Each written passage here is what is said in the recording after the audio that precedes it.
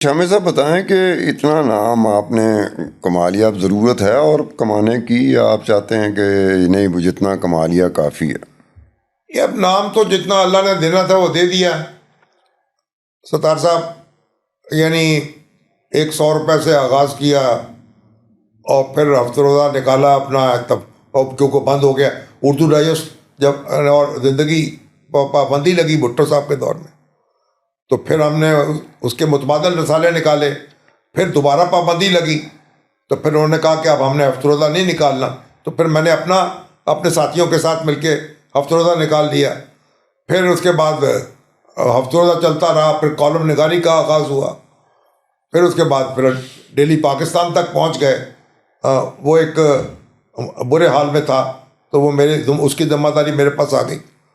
اب یعنی اللہ تعالیٰ نے ایک اخبار نویس کے طور پر تو عزت بھی دے دی، تھوڑی نام بھی دے دیا اور وسائل بھی مہیا کر دیے۔ اچھا شامل صاحب یہ بتائیں، اپنے ہم عصر جو کنٹمپریریز ہوتے ہیں جن کے ساتھ آپ کی ہوئی، کوئی کسی سے آپ خائف ہوئے کہ ان کم بڑا آمدہ ہے، اور یا کسی کی طرف آپ مائل ہوئے کہ یار یہ میں پسند کی نظر سے کسی کی طرف خائف کیے ہو کہ یار سے کم بڑھ کمپیٹنٹ، میں صرف یہ کہتا ہوں کمپیٹنٹ کی شکل میں، کہ آپ کو کوئی خائف جس سے آپ ہوئے ہوں؟ نہیں، اصل میں آپ کو بتاؤں ستار صاحب، مجھے کبھی کسی سے خوف محسوس نہیں ہوا، لیکن جو میں نے اپنی زندگی میں دیکھے بڑی محنتی لوگ اور بڑے سمجھدار، یعنی میں نے ضیاء الحسن انصاری کو دیکھا، بڑے ذہین تھے، پھر میں نے ضیاء شاہد کو دیکھا، بڑے محنتی تھے، اور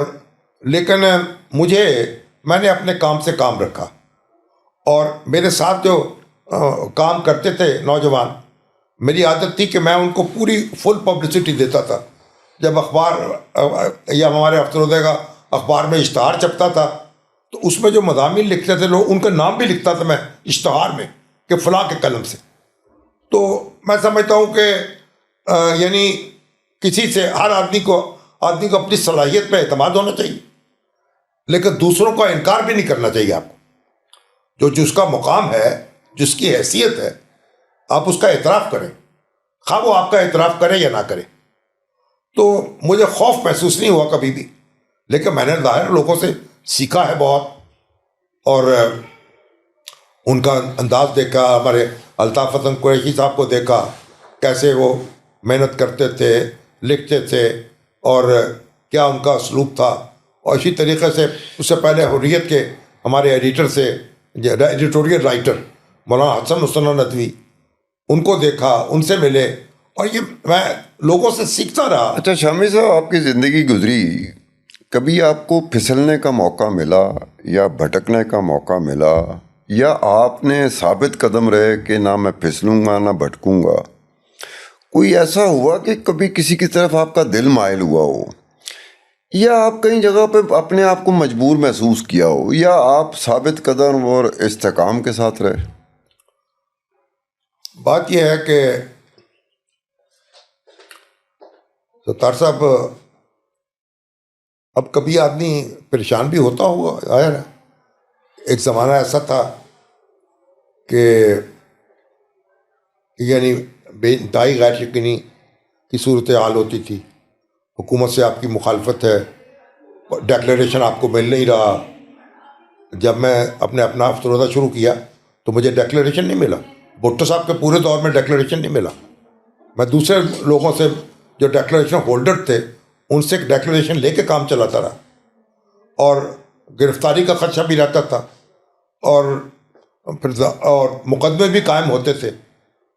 لیکن اللہ کا کرم یہ رہا کہ میں نے، اگر میں گھبرایا بھی نا، اپنے آپ میں ہی گھبرایا، یعنی اللہ نے مجھے توفیق دی کہ میں کوشش کروں کہ میں کسی کو پرووک نہ کروں، یعنی اور اپنے جو کسی کی مخالفت جو ہے اس میں بھی اپنے دائرہ اخلاق سے نہ نکلوں، آپ جناب کہہ کے بات کرتا رہوں، تو تکار نہ کروں۔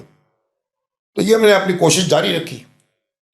میں نے شامل صاحب یہ بھی بات دیکھی کہ میری کتاب جو نیب کے اوپر تھی، ڈارک ٹاور آف اکاؤنٹیبلٹی، آپ وہاں پر آئے آپ نے اسپیچ بھی کی، تو ایک پریفیس میں ایک صفحہ تھا، حالانکہ سینکڑوں صفحات پر ہے، ایک صفحہ تھا جس میں نے ایک گورنر جنرل کے بارے میں، وائس رائے کے بارے میں کہا تھا کہ وہ کس طرح سے احتساب کی اس چکر میں آیا اور اسے 7-8 سال برطانیہ میں جا کے بھگتنا پڑا۔ الٹیمیٹلی وہ امپیچمنٹ تو نہ ہوئی، بچ تو گیا، لیکن وہ 7-8 سال میں وہ خودکشی کے بارے میں بھی سوچنا شروع کر دیا ہے۔ احتساب کا عمل باہر کی دنیا میں زیادہ ہے، پاکستان میں کم ہے۔ آپ نے باقاعدہ اپنی اسپیچ میں وہ کوٹ کیا، تو جہاں سے لگتا ہے کہ مجیب الرحمان شامی آج بھی باریکیوں سے پڑھتا ہے، تو پڑھنا مجبوری بن گیا یا پھر آپ پڑھے بغیر رہ نہیں سکتے؟ تو صاحب پڑھنا مجبوری ہے، اب یہ ہے کہ سننا بھی مجبوری ہے۔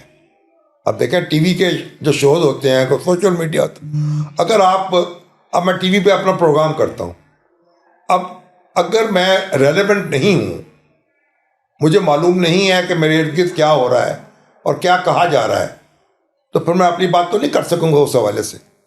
تو ہمارا جو پروفیشن ہے اس میں تو پھر ہماری مجبوری ہے، ہمیں بھی پڑھنا بھی پڑتا ہے اور سوچنا بھی پڑتا ہے۔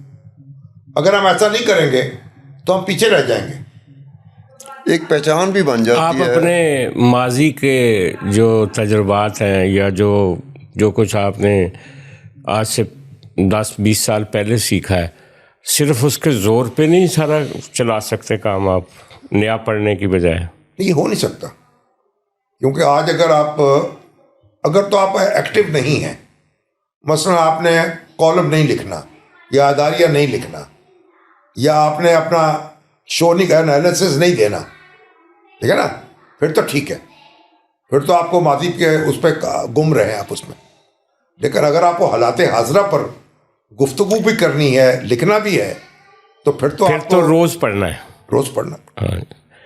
اچھا شامی صاحب یہ بتائیں کہ آپ نے ایک بڑی محفوظ اور پروٹیکٹڈ اور بڑی رسپیکٹیبل زندگی گزاری ہے، اس میں تو کوئی شک نہیں، لیکن آپ تنازعات کی زد میں بھی رہے، بعض لوگ آپ کو پسند نہیں کرتے، آپ کے نقطہ نظر کو اس پہ تنقید بھی کرتے رہے۔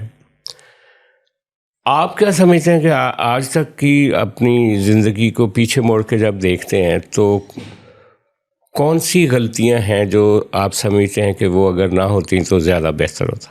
نہیں، میرا یہ خیال ہے کہ دیکھیں اب ہوتا کیا ہے، آپ پیچھے مڑ کے دیکھتے ہیں، مثلا ایک آپ ماحول میں ہوتے ہیں نا، جی جی، تو ماحول میں ہوتے ہیں تو اس میں آپ وہ ایک فیصلے کر رہے ہوتے ہیں، یعنی ہم نے یعنی جب مارشاء اللہ لگا جنرل ضیاء الحق کا، تو ہم نے تو مطالبہ نہیں کیا تھا کہ مارشاء اللہ لگے، جی جی، لیکن لگ گیا۔ اس کے بعد ہم نے نعرہ لگایا کہ پہلے احتساب پھر انتخاب ہے۔ جی جی جی جی جی، اب میں محسوس کرتا ہوں کہ وہ نہیں لگانا چاہیے تھا، ڈیموکریٹک پروسیس کو جاری رہنا چاہیے تھا، جو بھی اس کی قیمت آپ کو ادا کرنی پڑے۔ اچھا، لیکن ایک سوال یہ بھی ہے کہ چونکہ حکمران ہوتے ہیں تو وہ اپنی حکومت کے تسلسل کے لیے کئی جگہ پہ زیادتی بھی کرتے ہیں، کئی جگہ پہ ڈنڈا بھی چلاتے ہیں، کئی جگہ پہ وہ ریزنیبلی بھی ڈیل کرتے ہیں۔ تو کبھی احساس ہوا آپ کو کہ ضیاء الحق کے جو اقدامات ایسے تھے جو کہ جن کو پسندیدہ نہیں سمجھا جاتا، آپ نے ان کو اس وقت کرٹیسائز نہیں کیا تھا؟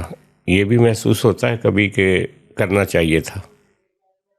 دیکھیے بات یہ ہے کہ جب مارشاء اللہ لگ گیا ملک میں، جی جی، تو پھر مارشاء اللہ لگ گیا، جی، اب پھر تو آپ کو اس کو بھگتنا پڑے گا۔ اب میں بتاؤں ایک بڑی دلچسپ بات بتاتا ہوں آپ کو کہ جب انتخاب ملتوی ہوا نا، جی، غیر معینہ مدت کے لیے، جی جی، تو میں جنرل ضیاء الحق سے ہماری میٹنگ تھی، تو میں اس میں ان سے الجھ پڑا اور میں نے کہا کہ میں اب آپ سے ملنے نہیں آؤں گا. جی. تو جب انتخاب ملتوی ہوا اور اس کے بعد جب آپ نے ان نئے الیکشن شیڈول کا اعلان نہیں کیا, وہ 3-4 سال کا وقفہ ہے, 4 سال کا. جی جی. 4 سال میں جنرل ضیاء الحق سے نہیں ملا. اچھا. نہ اس کی میٹنگ میں کسی میں کیا, نہ انہوں نے مجھے بلایا. اور کیونکہ میں چاہتا تھا کہ الیکشن جو ہے ماشاء اللہ کو الیکشن کرا کے رخصت ہونا چاہیے. اور جب الیکشن انہوں نے شیڈول دیا دوبارہ 1983 میں, اس کے بعد میری ان سے ملاقات کا سلسلہ پھر شروع ہوا. مگر میں یہ محسوس کرتا ہوں کہ مثلا یہ اس وقت بعض اخبارات کے خلاف کارروائیاں ہوئی ہیں, ہم آواز بلند کرتے رہے CPNE کے پلیٹ فارم پہ بھی. نہیں, سیاسی کارکنوں کو جیسے کوڑے لگے, شاہی قلعے میں رکھا گیا, کوڑے لگے, بھٹو صاحب کو جس طرح سے پھانسی دی گئی, یہ سارے ایونٹس ہوئے ان دنوں.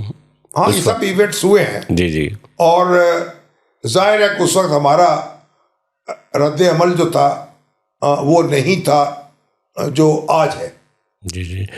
کیونکہ مجھے یاد ابھی آپ نے کہا کہ جب 71 میں آپ کو جیل بھیجا گیا تو آپ لوگوں نے سمری ٹرائل میں پیش ہونے سے انکار کر دیا اور کہا کہ یہاں ہم اپنی صفائی نہیں دیں گے, صرف اس لیے کہ مارشل لا ہے. تو بعد میں جب مارشل لا ہی تھا 11 سال نا, تو لوگوں کے ساتھ جو ہوا میں سمجھتا تھا کہ میرا سوال یہ تھا کہ اس وقت آپ کو بھی اسی طرح بولنا چاہیے تھا جیسے پہلے خط لکھا. ہاں ہم نے اس کو سپورٹ تو نہیں کیا جی, لیکن بات آپ کی درست ہے کہ اتنا احتجاج نہیں کیا. اتنا احتجاج نہیں کیا. یہ بات بھی ٹھیک ہے آپ کی. اچھا یہ بتائیں کہ ایک آئیڈیالوجیکل سوال ہے کہ جیسے ڈیسولوژن ہر نظریے کا ہوتا ہے, جیسے لیفٹ کا ڈیسولوژن ہوا, روس ٹوٹ گیا, اس سے پہلے قرۃ العین حیدر نے بنگال میں جو کمیونسٹ موومنٹ تھی اس کے ڈیسولوژن پہ کتاب لکھی آخر شب کے ہم سفر, اور اس نے بتایا کہ جو بائیں بازو کے لوگ لیڈر جو تھے وہ آخر کار اپرچونزم کا شکار ہوئے, وزیر بن گئے یہ وہ.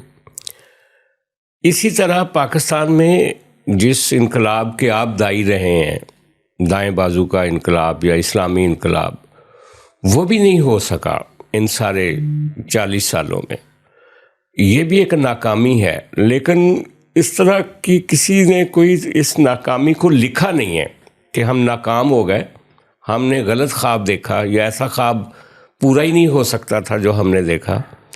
کیا یہ دائیں بازو کے دانشوروں پہ ایک قرض نہیں ہے اس کہانی کو لکھنا؟ تو جیسا بات یہ ہے کہ میں سمجھتا ہوں جتنے بھی یہاں نعرے انقلاب کے لگتے رہے, وہ سرخ انقلاب ہو یا سبز انقلاب ہو, وہ اگر آپ ان کا جائزہ لیں تو وہ کھوکھلے نعرے تھے. جی. یعنی کسی کے ذہن میں کوئی تصور نہیں تھا کرنا کیا ہے. جب جنرل ضیاء الحق کے دور میں اسلامائزیشن کا پروسیس شروع ہوا تو بھئی کیا کرنا چاہیے. جی. تو وہ جو فقہی نقطے ہیں ان کو چھیڑ دیا گیا. حدود آرڈیننس ہونا چاہیے, عورتوں کا یہ گواہی کیسی ہونی چاہیے, جو ایک بحیثیت مجموعی جو عدل اجتماعی ہے اس کی تو بات ہی نہیں ہوئی. ٹھیک ہے. اسی طریقے سے آپ دیکھیں یہ لیفٹ کے نعرے لگے, بھٹو صاحب نے بھی لگائے, تو اس کے بعد کیا ہوا؟ کیا لینڈ ریفارمز ہو گئی؟ یعنی بنیادی صاحب سے بات تو تھی نا, اور انڈسٹریز تھی وہ ساری نیشنلائز ہوئی اور انڈسٹریز کا بیڑا غرق ہو گیا. لیکن لینڈ جو فیڈرل تو آج بھی ویسے کے ویسے موجود ہیں. تو میں تو اس نتیجے پہنچا ہوں کہ پاکستان میں جو بنیادی ضرورت تھی اور ہے وہ ایک سیدھی سادھی ڈیموکریسی کی ضرورت ہے, اور آپ ایک ڈیموکریٹک پروسیس کو جاری رکھیں. باقی جو انقلاب کے نعرے ہیں وہ صرف اپنے آپ کو دھوکہ دیتے ہیں, یا اپنے آپ کو بس آپ ایک خیالی پلاؤ پکانے والی بات ہے. نتیجہ کیا ہوا؟ اس ملک میں ڈیموکریسی جو ہے اس کی جڑیں گہری نہیں ہو سکی. اس ملک میں جو یعنی بڑی بڑی ذمہ داریاں ہیں ان کا خاتمہ ہی نہیں ہو سکا. اس میں جو پولیٹیکل پروسیس ہے وہ کوئی ہموار طریقے سے چل ہی نہیں سکا، اور بار بار یہاں ٹیک اوورز ہوتے رہے. اس کے نتیجے میں آج ہم کہاں کھڑے ہیں؟ تو میرا خیال ہے کہ جو ہماری مذہبی طبقات ہیں، علماء ہیں، ان کا جو کردار تھا ہونا چاہیے تھا کہ لوگوں کی تربیت کریں، اس طرف توجہ دیں. اس طرف توجہ کہیں گئی، ہر طرف سیاست شروع ہو گئی. نعرے بازی جو ہے اس کی حکومت ہو گئی. تو نعرے باز جو تھے وہ آگے آ گئے، اس سے پھر ملک کو کچھ ملا نہیں. اگر ہم بیٹھ کے سوچیں تو ہمیں مسائل جو ہیں ان کا حل تلاش کرنا چاہیے اپنی عقل استعمال کرتے ہوئے، اور نعروں سے مسئلہ ہمارا حل نہیں ہوا. اچھا، لیکن جب آپ کہتے ہیں عقل استعمال کرنے کی ضرورت ہے، تو آپ کا جو پاور سٹرکچر ہے، آپ سمجھتے ہیں کہ اس میں جو طاقت ہے وہ اندھی استعمال ہو رہی ہے، ہر وقت ہوتی ہے، کبھی عقل کو ہم نے موقع نہیں دیا؟ اب یہی تو مسئلہ ہے نا. ہمارا پاور سٹرکچر جو ہے، لیکن پولیٹیکل پارٹیز ہمارے یہاں منظم نہیں ہوئیں. ہمارے یہاں سیاستدان جو ہے نا، انہوں نے ایک دوسرے کو برداشت کرنے کی روش نہیں اپنائی. وہ تو اسی طریقے سے ہماری فوج جو ہے بار بار وہ ٹیک اوور کرتی رہی. تو ہم تو ایک نارمل زندگی تو ہم نے یعنی شروع ہی نہیں کی. اچھا، یہ بتائیں کہ ایوب خان فیلڈ مارشل تھے جب آپ اسٹوڈنٹ تھے، اس کے بعد ضیاء-ال-حق جب آپ جوان تھے، ضیاء-ال-حق کے 11 سال گزر گئے، پھر مشرف نے 10 سال گزارے. آج یہ جو ہائیبرڈ نظام ہے، اور خاص طور پہ فیلڈ مارشل عاصم منیر صاحب جس طرح سے انہوں نے انڈیا کو ڈیفیٹ کیا، جس طرح سے عمران خان کی پاپولیرٹی کو 8 فروری کے الیکشن کو دبا دیا گیا، جس طرح سے انہوں نے وہ فیلڈ مارشل بھی بن گئے، سی ڈی ایف بھی، آئین میں ترامیم بھی کروا دی. اب کیا دیکھتے ہیں آپ کہ عاصم منیر صاحب جو ہیں وہ کتنا سروائیو کرتے نظر آ رہے ہیں آپ کو؟ دیکھیں، بات یہ ہے نا کہ وہ آغا اشر کا شعر ہے کہ ایک دھندلا سا تصور ہے کہ دل بھی تھا یہاں. اب تو سینے میں فقط ایک چیز سی پاتا ہوں میں. تو جو ہماری اجتماعی زندگی ہے، جو ہماری اجتماعی سیاست ہے، اس کے جو حالات ہیں، اب اس میں تو ہم لشٹم پشٹم گزار رہے ہیں کہ سروائیو کریں، آگے بڑھیں کسی نہ کسی طور، اور آپس میں نہ الجھیں. اب تو وہ کوئی آئیڈیلزم تو بات رہی نہیں. اب تو بس گزارا ہے، جو روکھی سکھی مل جائے بس کھا کے ٹھنڈا پانی پی لے. پاکستان کی اکانومی آپ دیکھ لیں، دفاعی طور پر ہم کافی مضبوط ہیں. اکانومی جو ہے وہ اس کو سپورٹ نہیں کر رہی. ہمارے سیاستدانوں کے جو ایٹیٹیوڈ دیکھ لیں، عمران خان صاحب ہوں، اس سے پہلے بھٹو صاحب ہوں، اور ان کے دوسرے لوگ شیخ مجیب الرحمان ہوں، ہم یعنی کوئی کسی نے کسی کو قبول کیا ہے، کسی کو تسلیم کیا ہے؟ اگر ہم یہی روش برقرار رکھیں گے تو پتہ نہیں ہمارا کیا مستقبل ہوگا. لیکن شامی صاحب، جب سیاستدانوں کا ہم رپورٹ کارڈ دیکھتے ہیں، جیسے آپ 71 کے بعد کے حالات دیکھیں، بھٹو صاحب نے ساری سیاسی جماعتوں کو اکٹھا کیا، آئین دیا، نیوکلیئر دیا آپ کو. اس کے بعد بے نظیر بھٹو آئیں تو انہوں نے نیوکلیئر پروگرام، یہ جو میزائل پروگرام دیا. میاں نواز شریف آئے، انہوں نے موٹر ویز بنائیں، ڈیولپمنٹ کی، انہوں نے نیوکلیئر بامبس وہ جو آپ کا ٹیسٹ کیے. اس کے بعد پھر بھی موقع ملا پیپلز پارٹی نون لیگ کو، انہوں نے 18ویں ترمیم کی، آئین کا حلیہ ٹھیک کیا. سیاستدانوں نے تو کافی کچھ کیا، لیکن سیاستدانوں کو لڑانے کے لیے یا سیاستدانوں کو سزائیں دینے کے لیے یا سیاستدانوں کو ان کی پارٹیوں کو توڑنے کے لیے جو بیرونی دباؤ رہے ہیں ہمارے ملک میں، وہ سب سے بڑا پرابلم تو وہاں رہا ہے۔ بات یہ ہے کہ کیا شیخ مجیب الرحمان کو تسلیم کیا بھٹو صاحب نے؟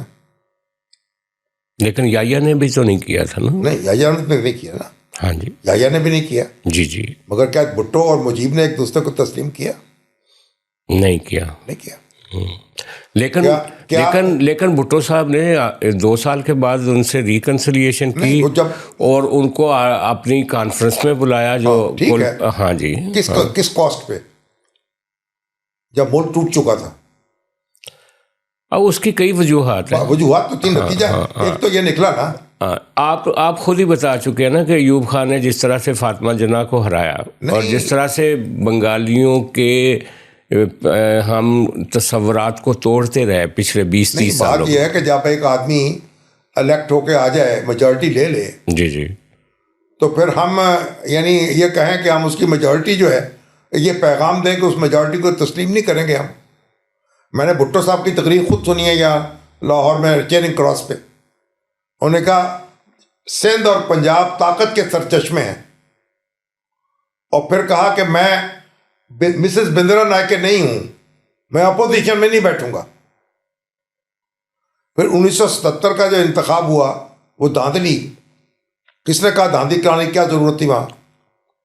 وہ تو خیر بھٹو صاحب نے ویسے بھی جیت جانا تھا۔ نہیں جیت جاتے، جی جی، کیوں نہیں جیتے؟ پھر 2/3 میجورٹی کی کیوں تمنا کی؟ یعنی جب ملک 2 لخت ہونے کے بعد جمہوریت چل پڑی تھی۔ لیکن شامی صاحب اس طرح کی غلطیاں تو انڈیا میں بھی ہوئی نا، ایمرجنسی لگی، وہاں پہ بھی نہرو نے کئی زیادتیاں کی سیاست وہاں میں۔ تو کچھ ہوا جو وہ دستور کے دائرے میں ہوا، دستوری زندگی پہ ہوا۔ وہ تو اتنا بڑا ملک تھا، وہاں مارشل لا لگ ہی نہیں سکتا تھا شاید،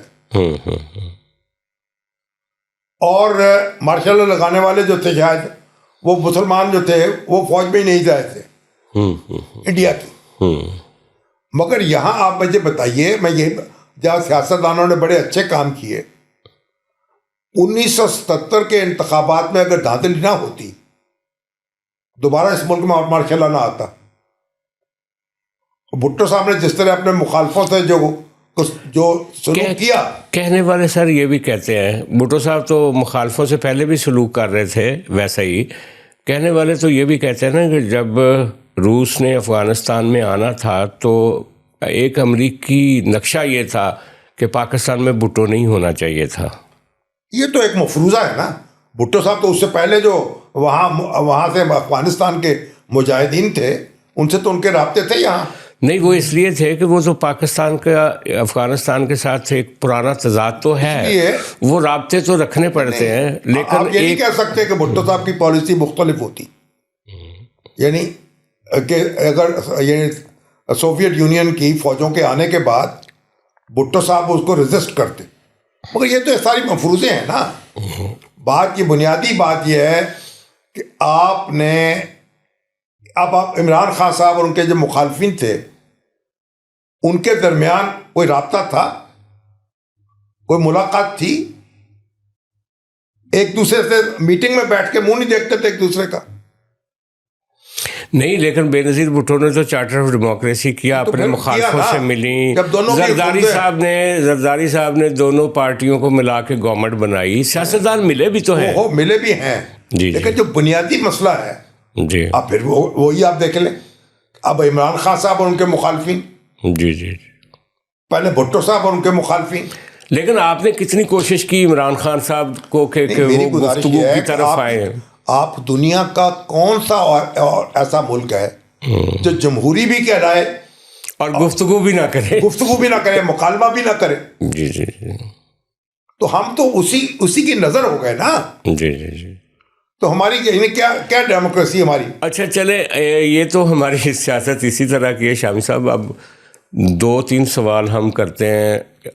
یہ جو مشرق وسطیٰ میں جنگ لگی ہوئی ہے، یہ جو ہم افغانستان کے ساتھ لڑ رہے ہیں، اس کے اوپر ستار صاحب کریں کوئی سوال.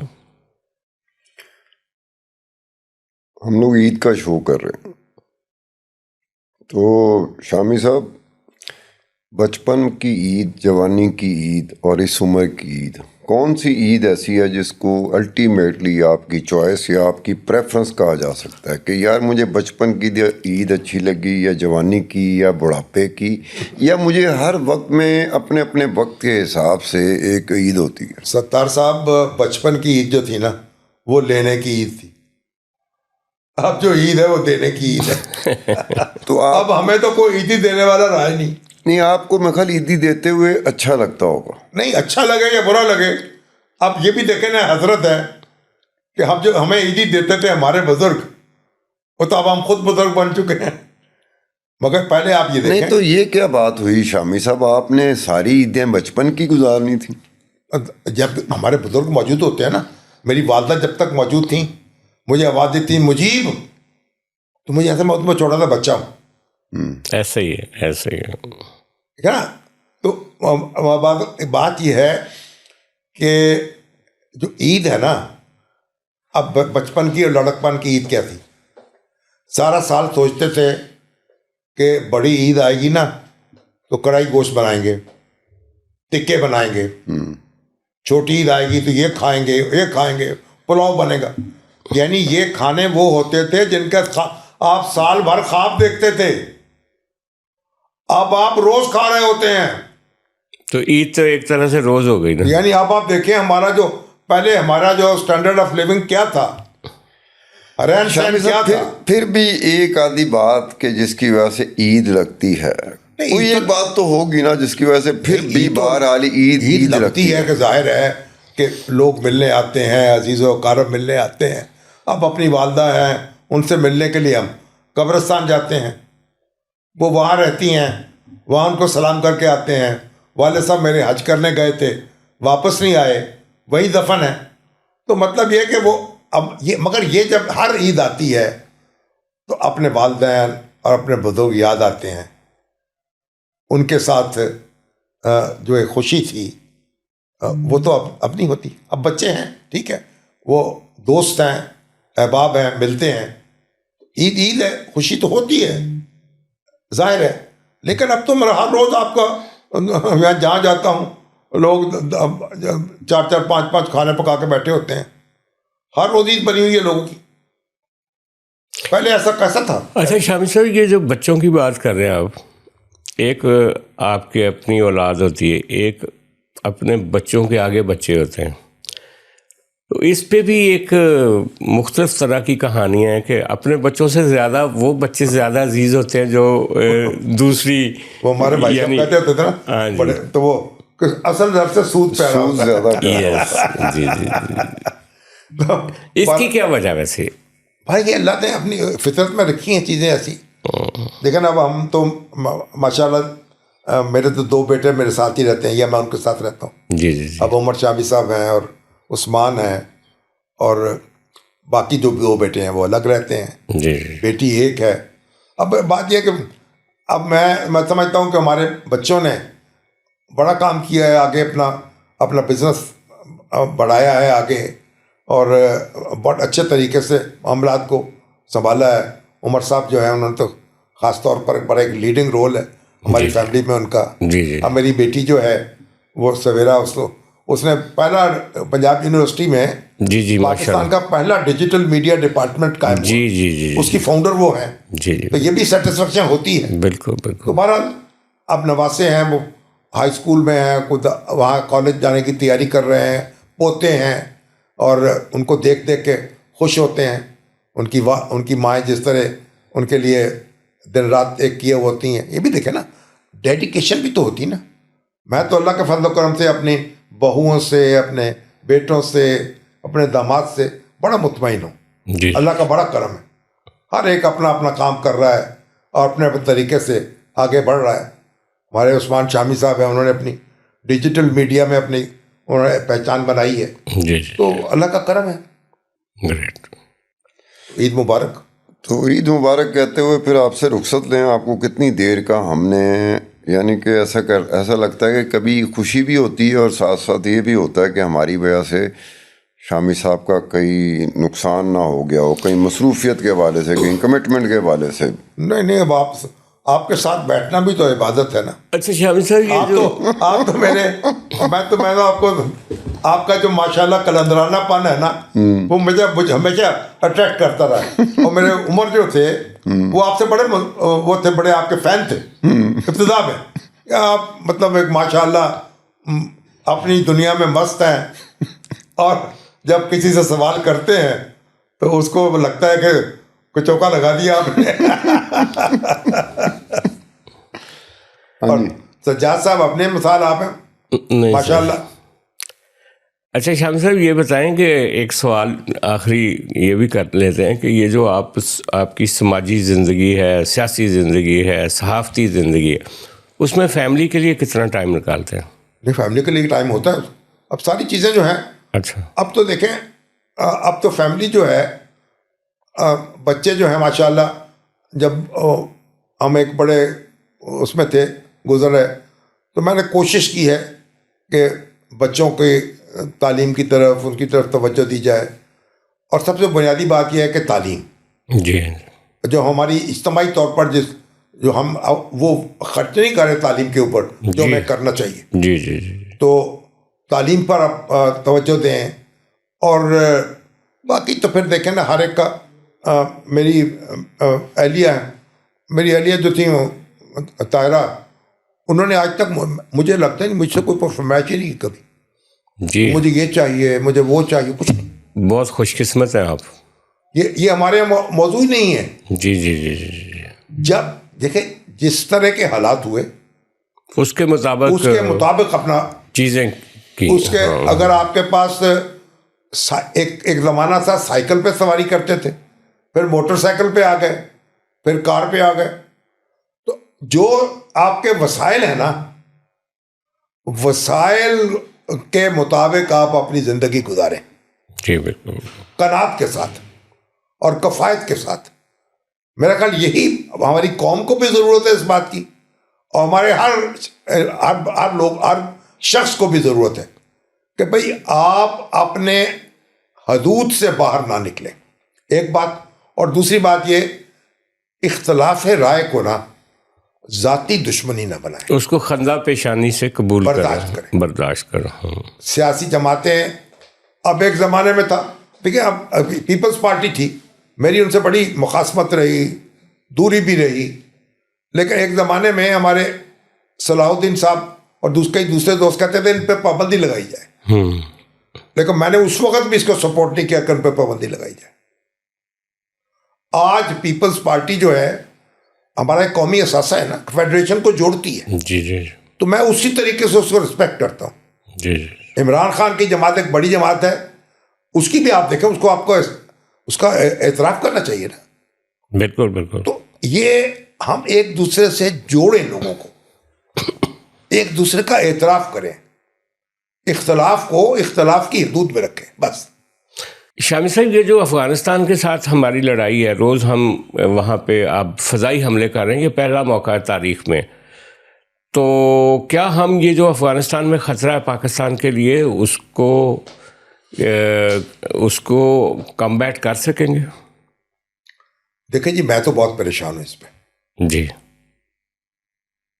اور میں تو سمجھتا ہوں کہ کسی بھی طور ہمیں یعنی اس کو سفارتکاری کے ذریعے سے نا مسئلے کو حل کرنا چاہیے اور بات چیت کا آغاز کرنا چاہیے. دیکھیے، ایک طرف انڈیا ہے، انڈیا سے بھی ہمارے دوستانہ تعلقات ہونے چاہیے. اور افغانستان جو ہے ان سے بھی کسی نے دوستوں کو بیچ میں ڈالے ہیں. ابھی میں نے سنا ہے چائنا کوشش کر رہا تھا. مفاہمت جو ہے وہ بڑی ضروری ہے. یہ جو جنگ ہے نا، یہ کسی مسئلے کا حل نہیں. لیکن خبریں تو یہ ہیں کہ اس وقت افغانستان، اسرائیل اور انڈیا مل کے پاکستان کو مطلب وہ گھیر رہے ہیں، اور ہماری ملٹری جو ہے وہ اس کا ادراک کر چکی ہے، اس لیے وہ کابل پہ اٹیک کر رہے ہیں. دیکھیں اب یہ تو میں اندیشہ ہے دور دراز ہیں، اور میں تو ان میں مبتلا نہیں ہوں. جی جی. میں تو سمجھتا ہوں کہ جو انڈیا ہے اس سے بھی تعلقات بہتر ہو سکتے ہیں، اور 12 ایسے مواقع آئے ہیں جب واجپئی یہاں آئے بس پہ چڑھ کے، اور ایک مضبوط مفاہمت کی بنیاد رکھی جانے والی تھی.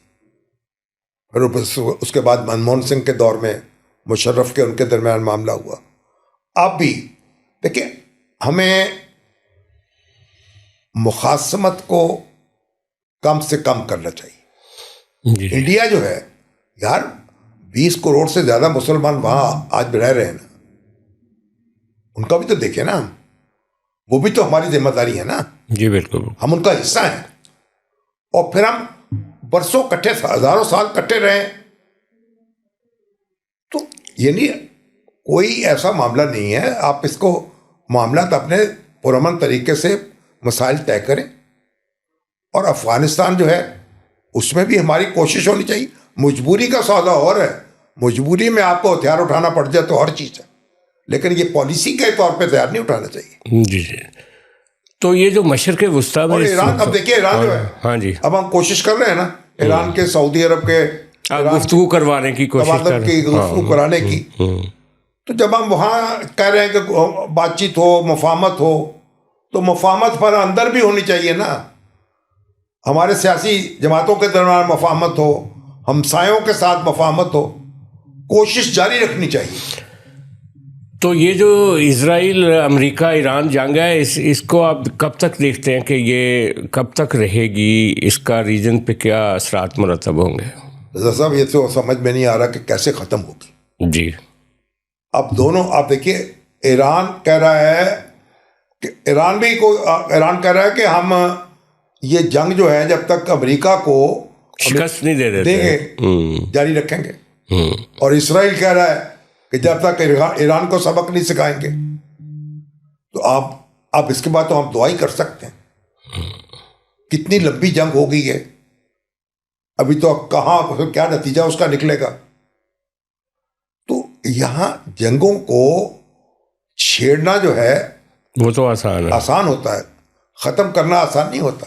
اور خاتمے کی طرف سوچنا چاہیے، ایرانی قیادت کو بھی سوچنا چاہیے کہ جنگ ختم ہو، اس کا زیادہ دیر جاری رہنا جو ہے وہ پتہ نہیں اس کے کیا اثرات مرتب ہوں، پھر ہم سر پکڑ کے بیٹھ جائیں. جی جی. بہت شکریہ جناب مجیب الرحمان شامی صاحب، آپ نے وقت دیا اور آپ سے بڑی سیر حاصل گفتگو ہوئی، ہمیں بہت سیکھنے کا موقع ملا. سیکھ تو ہم رہتے ہیں جناب، تو آپ سے بھی، ستار صاحب سے بھی. جی بہت شکریہ. جوانوں کو پیروں کا استاد کر. خدا حافظ.